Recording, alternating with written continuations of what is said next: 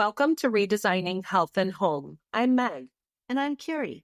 We have a passion for creating beautiful, functional spaces and living healthy, vibrant lives. So join us as we chat about simple, practical ways to take care of your body, mind, and home. Whether it's fitness tips, home decor ideas, recipes, or navigating life's big moments, we're here to share what works and what doesn't with a whole lot of encouragement along the way.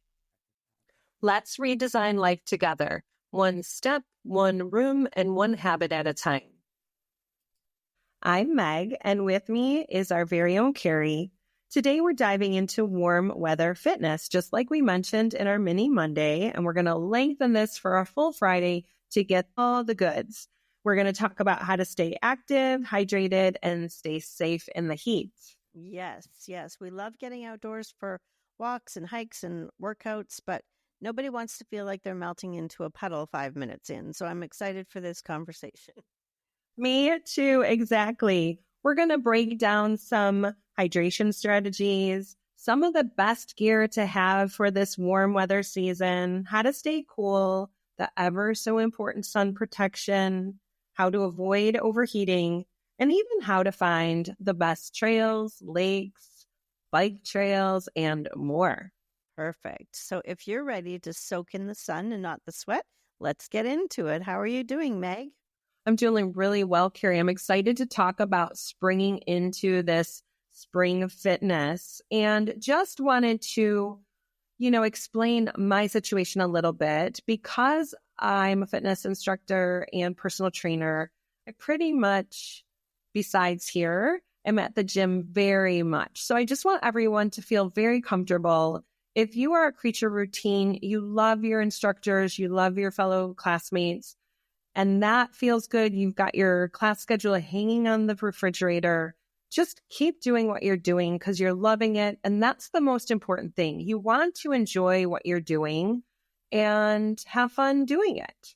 Yeah, I agree. And there are times when, it's rainy or it's just too darn hot and you don't want to work out outside. So those indoor workouts are always awesome. So when the warmer months come around, my husband and I, we enjoy going out. He's very much an outdoor kind of guy. So we like to go hiking and canoeing, and we play a little pickleball as well in the warm months. So I'm excited for this conversation. We're going to start by talking about hydration because it is the most important thing when you are exercising in the heat. It is important, and especially if you're getting fierce in the kitchen playing pickleball. Those pickleballers, oh my gosh, I played once and it's pretty intense. It was like, it can be. Back, get out of the kitchen, but super fun. I mean, especially if you're just knocking the ball around with friends, just learn something new and jump into this trend of pickleball. It's probably not even a trend anymore. I think it's rock solid. So I think there's the super serious people that, like you're talking about, that know all the rules about the kitchen. The kitchen confuses me. I have to tell you, I stay away from it because I'm like, I don't want to break the rules, so I'm going to stay out of the kitchen. So yeah, but it's very fun. And I don't know, it's great for our age group. And I say our, meaning my husband. Fabulous. Yes. You are moving, you are laughing, you are with a community. So yes, if you haven't tried pickleball, look it up, just show up at one of the fields. They're not even fields, courts. Yeah. Join in the game and try to have fun. Yes. Well, yes, Kerri, you mentioned about hydration. And let me tell you, that is so, so right. Like we mentioned in our mini Monday episode. And did you know, the experts say that our body is 60% water. And if you lose just 1 to 2% of that, your energy can totally tank. So you definitely want to stay hydrated. Wow, that's a wild statistic, actually. So That being said, what's our hydration game plan here? Well, planning is key, like we've mentioned, for sure. And I would say first, talk to your doctor, listen to your doctor's suggestions and directives because we all are different. Some of us might have some restrictions on our fluid intake. So maybe you want to talk to your doctor of how best to plan your workouts with your liquid. But in general, I would say definitely before you hit that door to go outside, maybe a plan for an hour before to drink a good amount of water to get yourself hydrated before you start your workout. And then during your workout, like we said, we planned to bring our water with us. So we are just going to sip a couple ounces every 15 to 20 minutes, make sure you stay hydrated. You don't want to lag behind on that hydration. And if you're really sweating a lot, electrolytes are probably a good idea just to keep those muscles working properly and you feeling healthy. Yeah, for sure. I know my husband relies heavily on the Gatorade and Powerade, especially if he's going on the all-day fishing trips and that sort of thing. So I like to do a combination because I get a little tired of that actually. So I do just like the water. Yeah. So we take some of each. So, and then for carrying water, you've got lots of options. So when you're taking a hike, if you're out for hours, you're going to need more than just a bottle of water. So the Camelback backpacks, they're little, well, there's various sizes, but they have a bladder inside that you fill with the water in a little sipping tube. So you don't even have to take your water bottle in and out. And those are great for a little bit longer trips. If you're a runner, or I guess even if you want to walk, there's the handheld bottles with the strap that goes around your hand. Those are very convenient. All kinds of crossbody straps that fit various sizes of water bottles that are great for just to walk around the neighborhood. And then if you need a lot of water, because you're going to be gone for a long time, there are running belts and vests where you can put like oodles of bottles of water in there. So find what works best for you. For my husband and I, we actually bring a backpack, and my husband's always kind enough to carry it for us. And we try to remember to freeze one of our water bottles before we go and throw that in the backpack to keep the rest of the water kind of cool. If we forget, we just fill up one of our water bottles with as much ice as will fit and the rest with water so that you have something cool to drink. After you've been out on the trail for a few hours, your stuff can get pretty warm. So let's talk about snacks, because you can't just fuel yourself with water. So let's talk about snacks that you can take on a workout. Absolutely. And I think the suggestions you gave are just awesome. And if you're not sure where to find, just search some of these terms, handheld bottles, crossbody straps, and even go into your big box stores, REI. You'll probably just have fun just browsing the store to see what's out there. So definitely explore your stores to see what feels best for you for carrying your water. And yes, protein or energy bars are great. They're convenient, they're reliable. They were designed for this purpose in itself. You're heading out, you think, oh my gosh, what can I grab? You're not going to probably pack a mushy banana in your backpack, under those water bottles. So grab one of those protein bars that have a nice mix of carbs, protein, and fat. So then you can just keep your energy levels up. You want to make sure after your workout, you refuel too. It's all about keeping that energy nice and steady so you don't have a mid-workout crash. Yeah, that makes good sense. So let's talk about some workout gear. Wearing the right kind of clothes can make a huge difference in how you feel, especially, when things start to get a little bit sweaty. I actually remember, Meg, this has occurred to me a few times. So you and I were talking, and I don't think we were being recorded, but you said something about getting a good sweaty workout. And then later in the conversation, I said something about, oh, I sweat so much. It's so gross. And I was thinking, what a different perspective, right? Like you're like, let's get a good sweaty workout. And I was like, ew. But you're right. The more that we get that good sweaty workout, like it's good for us. So I think I also need to just like kind of embrace that. It's like, this is a good thing that you're working hard enough to build a sweat. But yeah, getting the right kind of clothes, I would appreciate that. Well, you are so, okay. Yes. Because if you know you're going to get sweaty, you have to plan your shower around that. You have to plan everything around that. Right. That's why I feel I live in workout clothes. Really.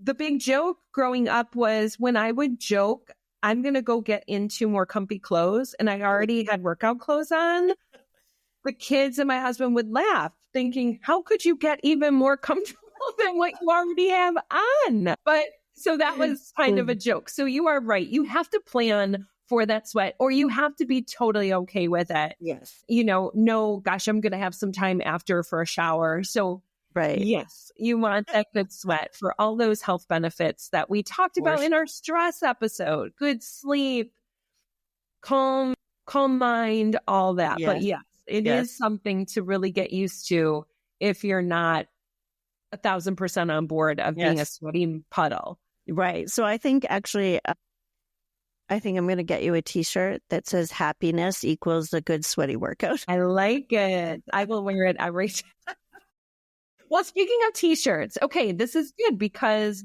I love cozy cotton t-shirts, cotton pajama bottoms, or, cozy clothes. But if you're heading outside and you know it, the sun's going to be blazing, we want to really look for moisture-wicking, breathable fabrics. They dry fast and they evaporate your sweat, probably 50% from what the experts say, faster than that cotton. So, and that also helps keep our body temperature down. So a nice loose, long sleeve shirt, it keeps you cool and also will protect you from the sun. Yeah, I think the fabrics have come a long way as far as the options, like you mentioned, to dry faster and be more breathable. So I do appreciate that there's more options now. And my husband wears those long sleeve shirts all the time, mostly to protect from bugs, but also sun protection. And they have the underarm mesh usually, which kind of ventilation, which helps to keep cool as well. So, and don't forget pockets. Don't underestimate those pockets. So whether it's in your shorts or your leggings or in the top you're wearing, they just make it easier to carry some little essentials with you, chapstick or, I don't know, $10. $10 in case you come across a margarita stand. I don't know. Margarita stand. My goodness, where are we going on this workout? Right? Oh, maybe that's the wrong place. Maybe I wasn't working out. But it's funny. No, I like it. I like it. That is a riot. Well, yes. And specific workout clothes now have come a long way, like you said, the fabrics, but even the design and the structure. You mentioned pockets, which makes me think many of the workout shorts, workout leggings, or even some of the tops will have that little zipper pocket. So even if you're running or doing a hard workout, nothing's falling out. You've got your chapstick, your little mini sunscreen tube, your credit card or money. So yes, that is really important to even keep those workout clothing, in stock just for some conveniences like that. For sure. Yeah, for sure. So speaking of all of these great workout clothes, are there some brands that you can recommend to us that might kind of be in different price points when we're doing some shopping? I love this. Yes, absolutely. You can go from very budget friendly to very luxurious. Amazon Essentials, if you, live where you maybe can't even get out and you have an Amazon account, Russell Athletic, the big box stores have some really decent workout gear that's come a long way. TJ Maxx, you might find some postseason sales from last year. So it might not be the trendiest or current looks, but you're saving money just because you're wearing maybe last year's looks, but right, last year's colors. Yeah. Exactly. And then you have the mid-range where you're going to Dick's Sporting Goods, but you can still find some sales or even the clearance rack if you're looking for a deal. But they will have your Nike, your Under Armour, your Adidas, I think maybe some. So pardon me if I'm mispronouncing some of this. And then the department stores, JCPenney's, I know they have a really cute workout line. Forgive me, I don't remember the brand, but you can find things from budget-friendly, mid-range, and then the luxurious, like your husband. I mean, he's fishing trips. He's going hiking with you, canoeing, carrying this backpack. He needs probably really good investment pieces. So maybe he's going to go to REI. And maybe because you're, out all the time outside, you want to invest in some pieces that are going to last. So maybe you want something cute, but also that will last from Lululemon or Athleta. Right. So there's a wide variety of ranges for budget friendly to luxurious. Yeah. I have a niece in Canada who loves those luxury brands, Lululemon and Athleta. And so she asks for those for Christmas and her birthday. And I think you had mentioned before that, your daughter wears them as well, just because they fit so, I mean, they fit amazing. And I think they last really well if you take care of them, properly. So is there any kind of tips you have for taking care of your workout gear? Because, man, that's going to get washed a lot, especially in the summertime. Yes, for sure. Yes, if you don't have multiple pairs of those leggings and you want them to last, definitely read the label, hang dry. Even like we were talking about, our fabrics have come a long way. There is washing detergent that has come a long way too, that can reduce odor, because sometimes those newer fabrics can hold on to sweat or odor. So a lot of detergent items that you can find that can help with that. But just, gentle wash, hang dry, read your label, and your items will last a little longer than just tossing them in the washer and then the dryer. Yeah, I hadn't thought about different detergents. That's a good thought. That's a good thought for sure. And it actually makes me think of sports bras when I think special detergent, because we know for our regular bras, they suggest different detergents and that sort of thing. So what about sports bras? What can you share with us about those? Well, I have just one that I really enjoy. The brand is Under Armour. It's just a pull over top racer back. I think it's medium support. And depending on your body type, your build, some activities, if you go, let's say, into Dick's Sporting Goods and you see a cute sports bra, it will also have a tag that'll say light support, medium support, heavy workout training. So it depends on your activity you're looking for. So if you're just looking to go to a yoga class or a stretch class, that light support is just going to be just fine. But if you're going for a good hard jog and your build is maybe just different, or you want to really keep tucked in, maybe a high impact sports bra will do you well. So definitely play around with the different brands. You'll find something that works really well for you, your body, your budget, and what just feels good over your chest area. Yeah, for sure. And if you're hard to fit like I am, actually going and trying things on is so much easier. I've ordered things before, and it's just always, kind of like a coin toss as to whether or not it's actually going to work for me. So I'm better off to go and actually try things on in the store. That's probably the best tip. Absolutely. Yeah. For me, it's definitely better to go try them on. So our next topic is footwear. Okay. Can I just say, at my age, I am past the, what little cute tiny shoes can I wear?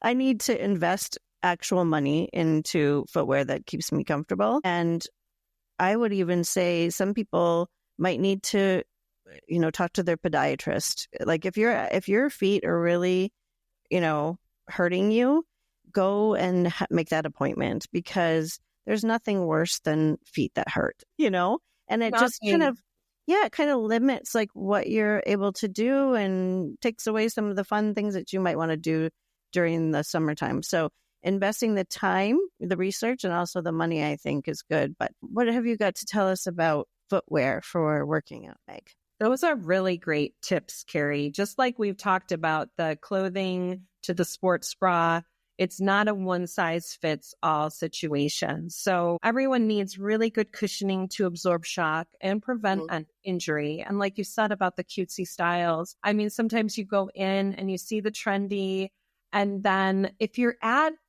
like you suggested, a high-quality shoe store, they have fun, walking pads that can measure how your gait is and suggest pairs. And of course, I would go in there and they'll say, put on these New Balance. Nothing against New Balance, because they're awesome, but maybe it's not what you thought in your mind. But then you put them on, you're like, my feet love these. Oh my goodness, I want these on my feet forever. Right. So it's really important to put on what feels really comfortable, what supports your foot, gives you good shock absorption and good cushioning. Yes. Yeah, I agree. And I wear Hokas, and a friend of mine told me about them. And then Jessica got a pair because she is on her feet all the time and she needed something super comfortable. And so she got a pair and she recommended that I give them a try. So I ordered my first pair. I think for my birthday, I got a gift card and they came and I put them on. I was like, okay, these are kind of weird. Like they're very, very wide, like at the front part, and they kind of look like a snowshoe. And so I'm like, I don't know that I love these, but I'll tell you what, they are so, so comfortable. So I love them and I won't walk in anything else, especially, for walking in the streets when we're just going around the neighborhood and that sort of thing. And then for hiking, our family really loves Keens. Either the hiking shoes or the hiking boots. So those are what we like. So how about you? What do you wear for yourself? I think my latest pair are from Brooks, and same thing, went to get fitted, and those were suggested, and they're wonderful. I mean, they fit for me, not for everybody. So I think, like you suggested, the best thing you can probably do, go to a foot store or even a podiatrist. I mean, depending on budget, but typically one of the nicer shoe stores, they are not going to charge you because they just want to sell the shoes. But you could get an idea, even if, you don't buy anything that time, just to get the good fitting, get some good ideas of what works well for your feet. So that's what I'm wearing right now. Yeah. Yeah. No, I love those stores where you can tell that the staff has been trained in properly fitting the shoes. It makes a huge difference. Huge difference. And then socks matter too. So I was actually doing a little research because I don't know a ton about socks, that are good for either just regular workouts or for hiking.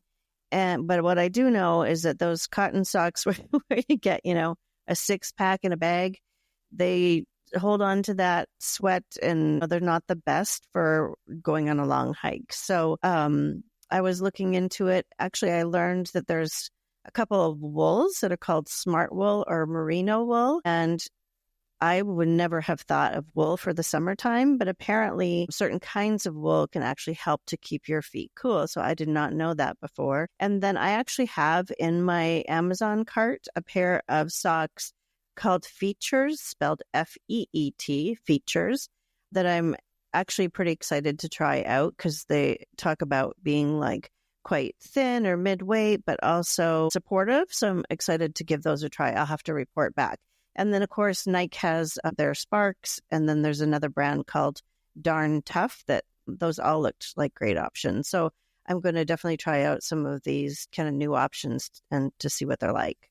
Wow, me too. Me too. But you're right about that 6-pack, 12-pack. You think, oh, these look super cushioned. They're going to make my feet feel so good.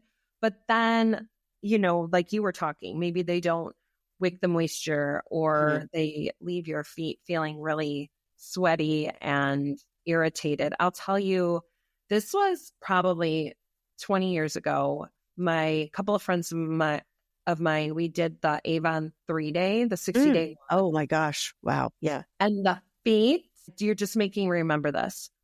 The feet with all of your pamphlets and information. I think every page had take care of your feet, take care of your feet, take care of your feet. And they would say if it rains part of your walk, because it was 20 miles every day for 3 days.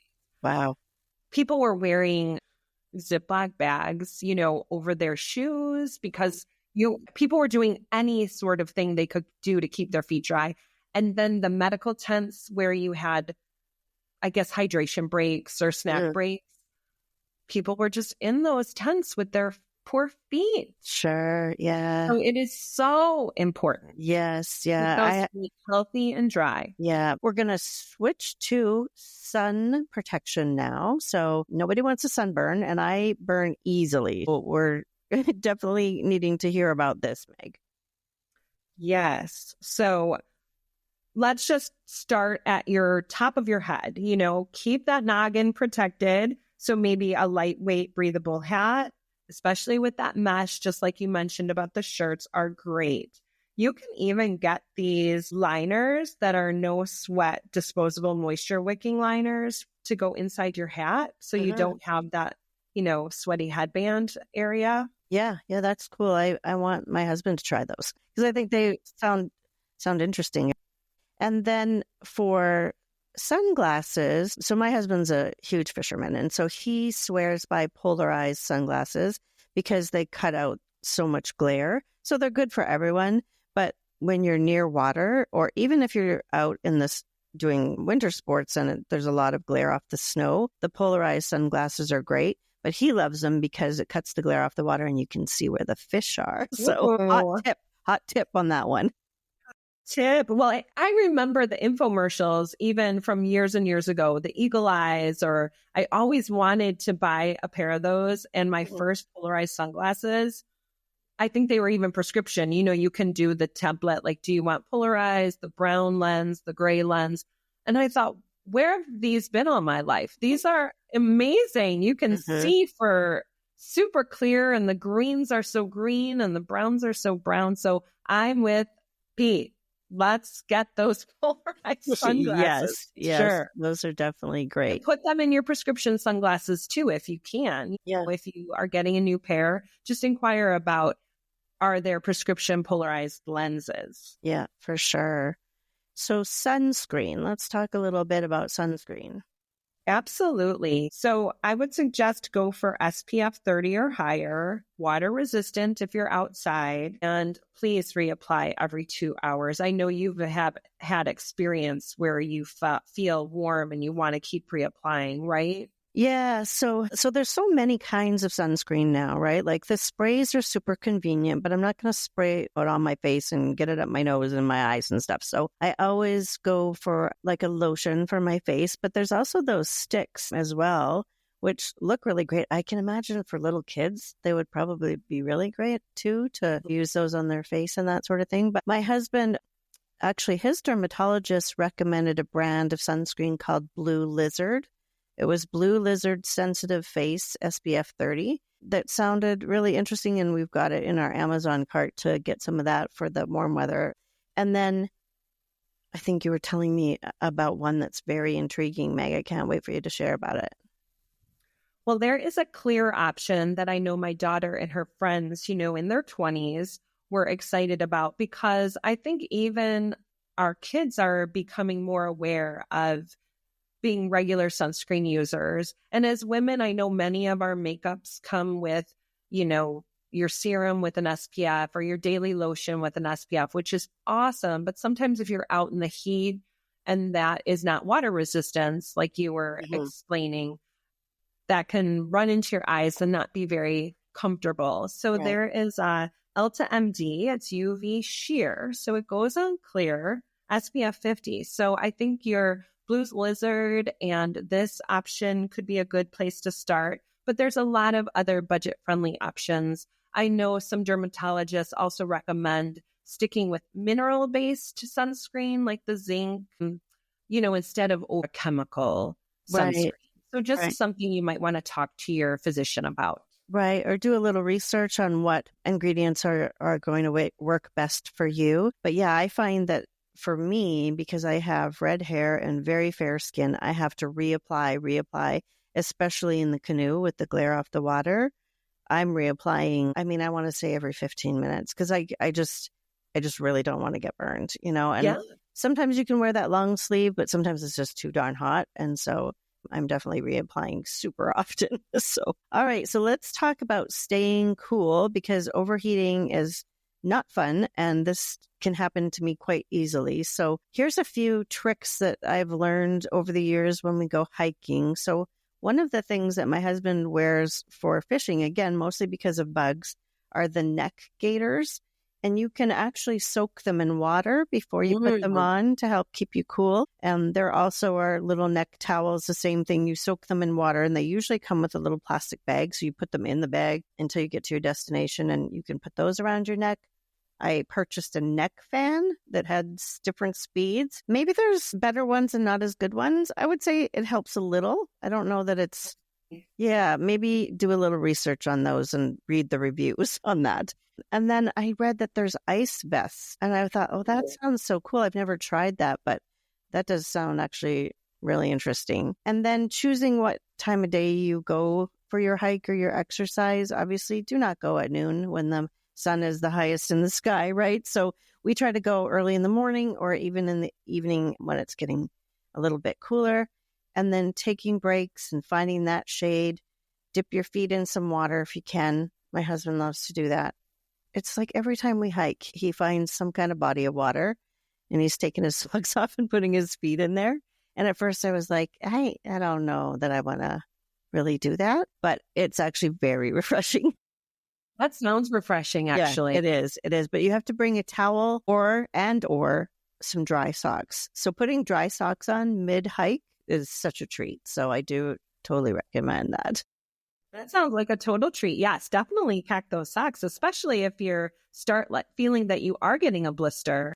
And there's that product Glide you can put on your heel, or if you are a chafer, maybe under your arm or anywhere that you may feel uncomfortable. There's even products like that. It looks like a deodorant stick. You just swipe it on some areas that if you feel you're going to go on a walk and be an hour from home and think, oh my goodness, this is going to be painful getting back, put that Glide on, throw it in your backpack because it's super small and you can avoid some chafing too. I mean, the products that are out there to be enjoying the outdoors, indoors are just incredible. Yes. I think the one I have is called Mega Babe. It's the same. Yeah, it's the anti-chafing stick as well. So those are really good. And when you mentioned blisters, it made me think of, maybe tossing a couple of Band-Aids or something in your bag or in your pocket. So you have that in case you develop a blister along the way. So we're looking for the signs of overheating now. Let's talk about what we need to watch for. So important, just like through all of this, we said, we want to really get to know our body. So do all the steps to try to avoid it, but really listen if you start feeling not so well, maybe a headache coming on or a little dizziness or nausea.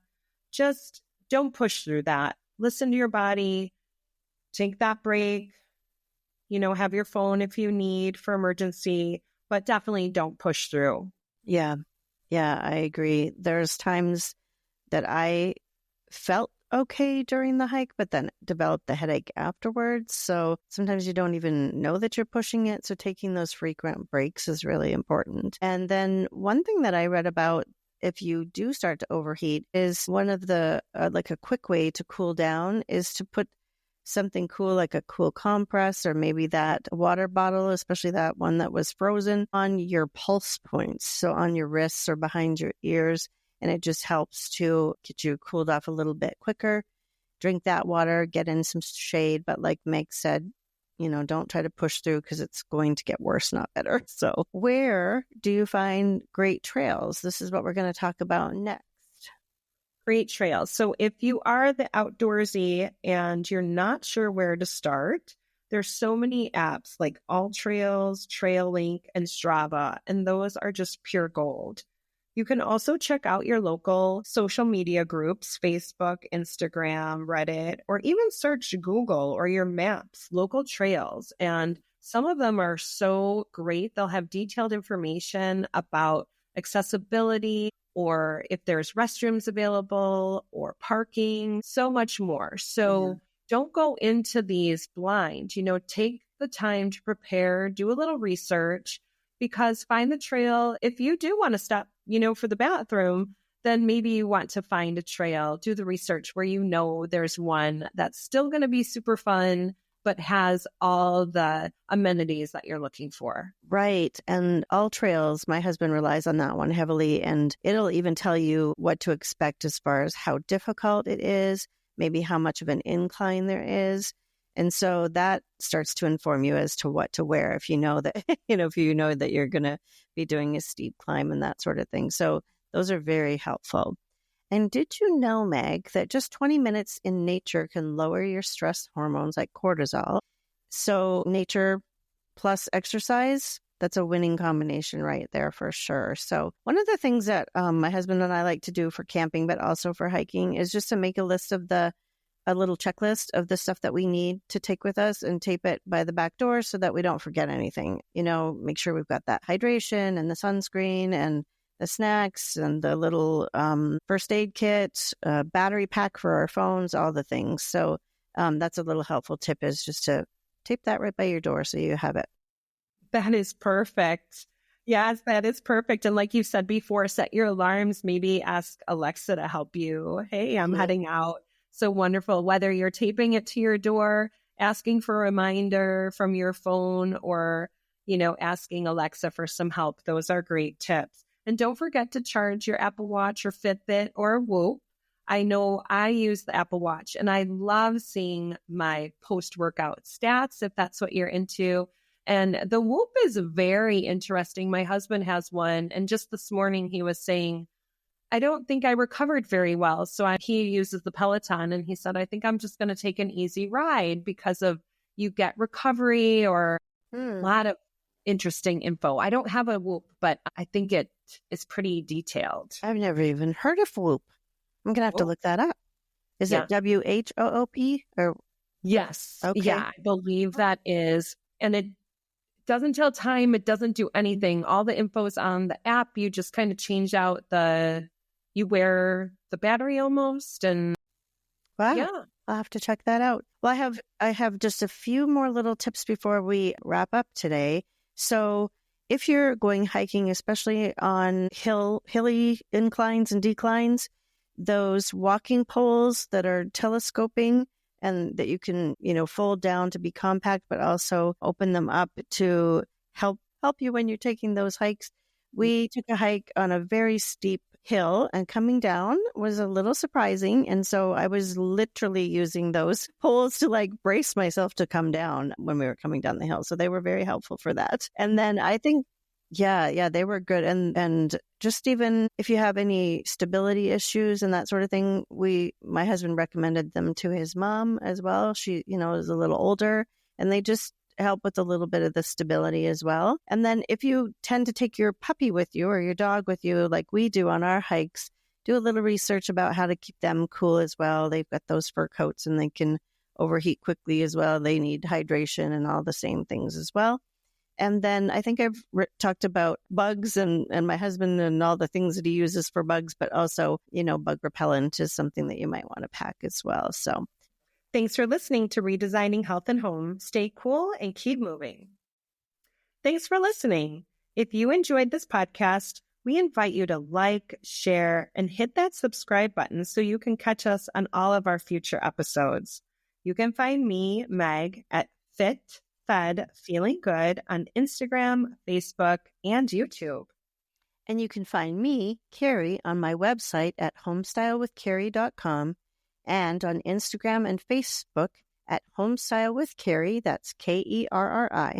And you can find both of us at Redesigning Health and Home on Instagram and Facebook. This has been Redesigning Health and Home podcast, where we explore the balance of fitness, home styling, and overall wellness. Join us next time for more inspiration on creating a home and lifestyle that truly support your best self.